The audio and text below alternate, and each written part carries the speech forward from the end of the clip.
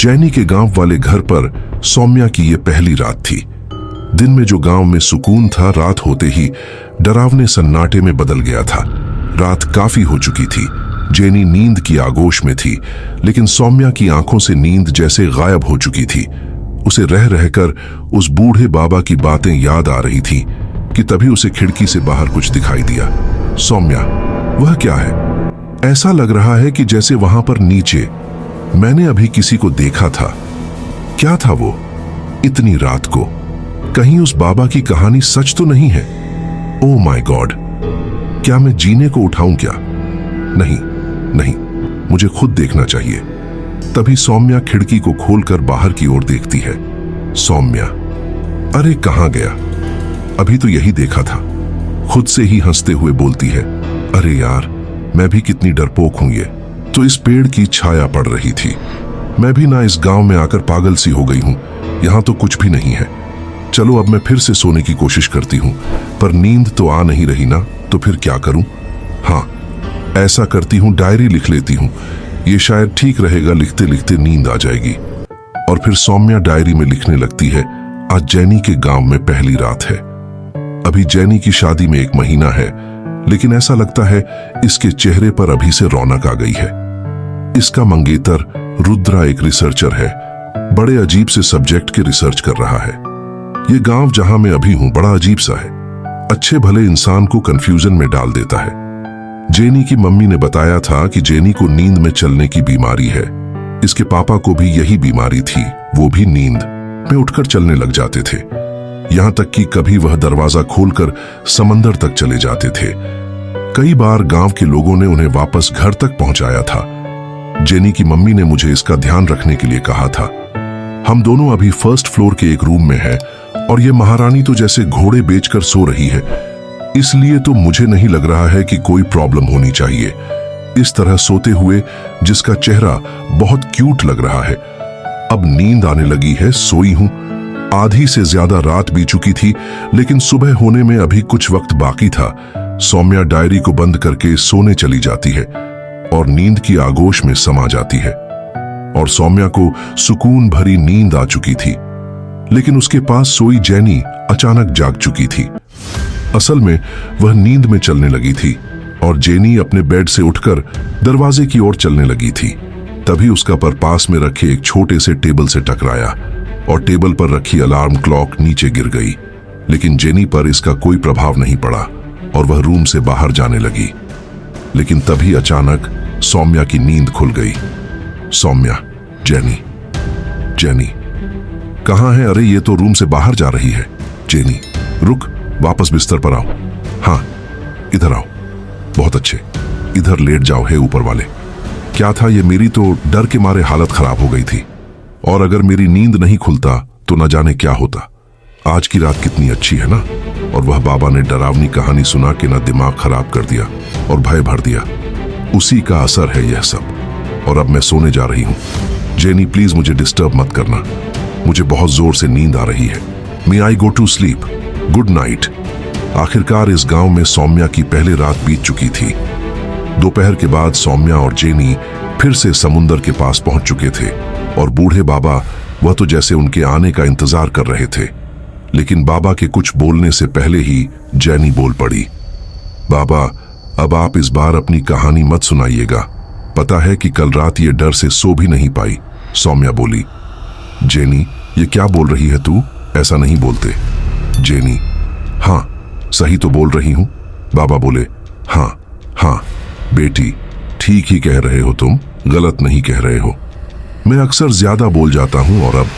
तभी सौम्या बोलती है, और क्या अब? बाबा बोले, और अब मेरे पास ज्यादा वक्त कहां बचा है? नहीं बचा है ज्यादा वक्त। जेनी, ज्यादा वक्त नहीं है? क्या कह रहे हैं? अब बाबा कुछ हुआ है क्या? बाबा जवाब देते हैं, कुछ नहीं, अब उम्र हो चली है ना मेरी। हाँ, मेरी कहानियां, मेरी सारी कहानियां मेरे साथ चली जाएगी, क्योंकि बुरा वक्त आने वाला है, बहुत बुरा वक्त। बाबा फिर गहरी सांस लेते हैं। जेनी, बाबा, आपने फिर से वही कहानी शुरू कर दी। सौम्या, तू चल यहां से। सौम्या, अरे रुक ना, पूरी बात तो सुनने दे। बाबा, कौन से बुरे वक्त की बात कर रहे हो आप? फिर बाबा बोलते हैं, मेरी बच्ची, मुझे फिर कल रात कुछ परछाइयां यहां घूमती हुई दिखाई दी थी सामने, और जब भी वह परछाई दिखी है यहां पर किसी ने किसी की मौत का बुलावा आया है। जेनी, सौम्या, चलना यहां से। सौम्या, बाबा, आप ना रहने दो। कल रात मुझे भी खिड़की से परछाई दिखी थी, लेकिन वह पेड़ की छाया थी। आप हमें डराने की कोशिश कर रहे हो, बस दोबारा से वही मत करो। बाबा धीरे धीरे मीठी हंसी हंसते हैं और फिर बोलते हैं, अच्छा है, अच्छा है। डर से बचने का एक ही तरीका है कि उसे पर यकीन ही मत करो। अच्छा है, लेकिन यह सच है कि बुरी ताकतें आने वाली हैं। जेनी, चल सौम्या, बाबा के पास और कोई काम नहीं है। सौम्या, हाँ यार, चलते हैं। बाबा, अब थोड़ा पूजा पाठ में ध्यान लगाओ। इन बेवकूफाना बातों में कुछ नहीं रखा है। ठीक है, हम चलते हैं। वे दोनों वहां से जाने लगती हैं और वह बूढ़े बाबा उनको जाते हुए देखते हैं और धीरे धीरे मंद मंद मुस्कुराते रहते हैं। सौम्या, यह बाबा भी ना बुढ़ापे में सठिया गए हैं, पता नहीं क्या क्या बोलते रहते हैं, बस माहौल बना देते हैं। बुरा वक्त आने वाला है, हम सब मारे जाएंगे। जेनी, तुझे पता है ना, मैं सुबह तुझसे कोई बात पूछना चाहती थी। चल कोई नहीं, तसल्ली से बैठकर बात करेंगे। जेनिफर, किस बारे में? सौम्या, क्या तुझे सच में कुछ पता नहीं है? रात को क्या हुआ था? जेनी बोली, अभी तूने ही तो बताया था।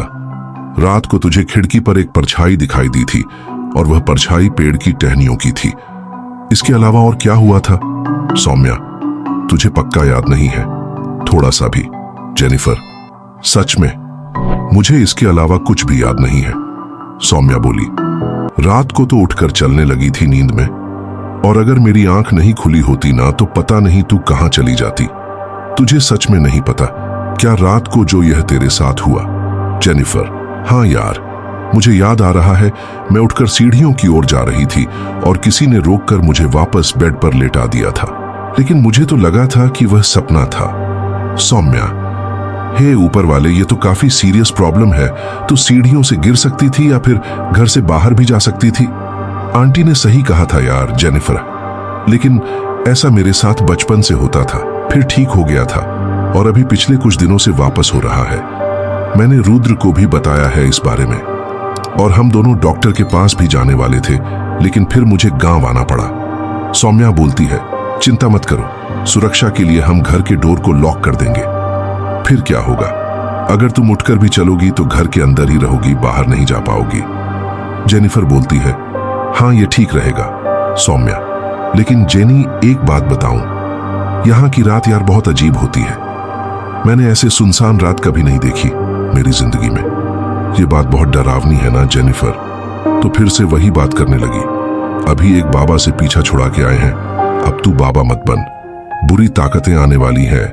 और फिर दोनों सहेलियां जोर जोर से हंसने लगती हैं। प्यारे दोस्तों, आपको यह वीडियो कैसी लगी कमेंट बॉक्स में जरूर बताइए। चैनल को सब्सक्राइब करें, वीडियो को लाइक और शेयर करना ना भूलें। मिलते हैं आपको अगले भाग में। धन्यवाद।